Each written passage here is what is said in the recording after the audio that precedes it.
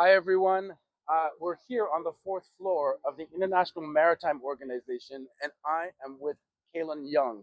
Kaylon Young is with the Belize Ports Authority at the Ports Commission, right?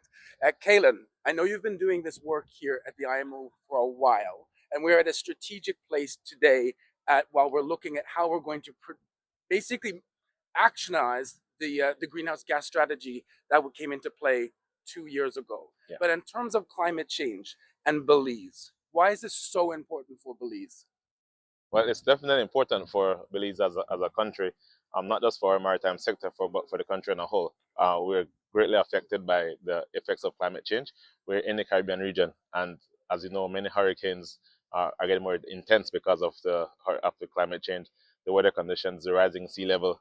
All of these affect Belize, our maritime sector, our country in a whole. So it's very important that we come here and make our voices heard to try to combat the effects of climate change.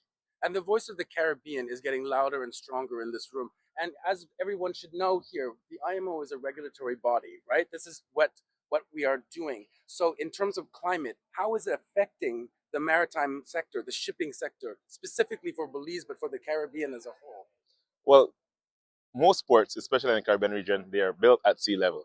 And any increase in sea level rise will affect our port infrastructure, which means that we will need to develop more climate resilient ports.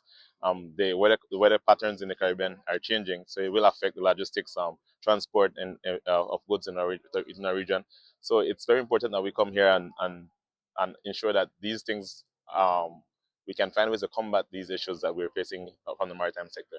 And in fact, let's talk about that then, because here at the IMO, it's such a particular type of UN organization, isn't it? What has been your experience here over the past year or two, coming in and out of London from Belize? It's been very interesting. We all have many different views. We come from different backgrounds, different cultures. So it's been very interesting to see the perspectives from different countries, from different delegates, and how we can bring those together to have a unified division, a unified strategy, and unified way of moving forward.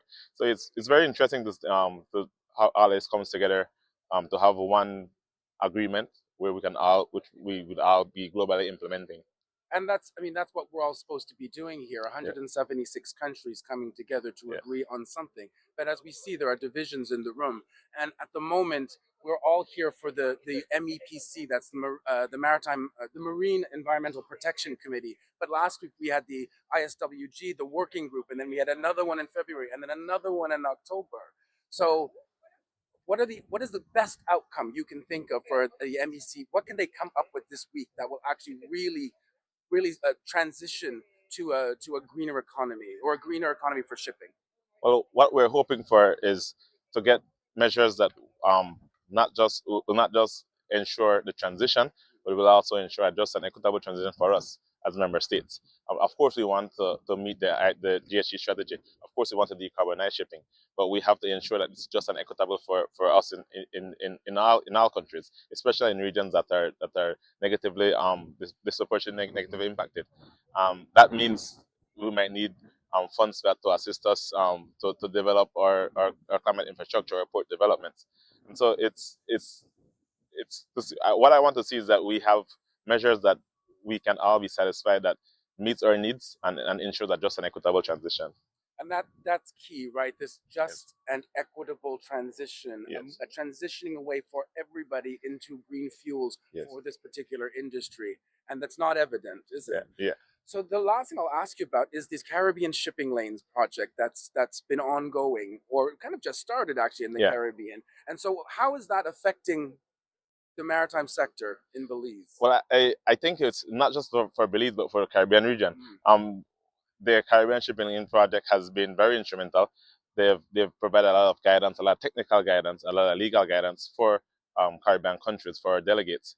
Something that we didn't have before, and so having that information, having regional information to come here to support our positions makes it a whole lot easier to come and make our voices heard. So special thanks to the Caribbean Shipping Lanes for what they're doing and for support, the technical support, legal support they're providing for not just Belize but other countries in the Caribbean region. I mean, that's fantastic. Everyone should know that there's There's the delegates, there's the negotiators, but there's But all the behind the scenes technical support yes, that yes, is so important in moving anything that happens in this building forward. definitely, definitely. Kaylon Young, it's been a pleasure. Thank you. We'll see you All right. next time. Good luck.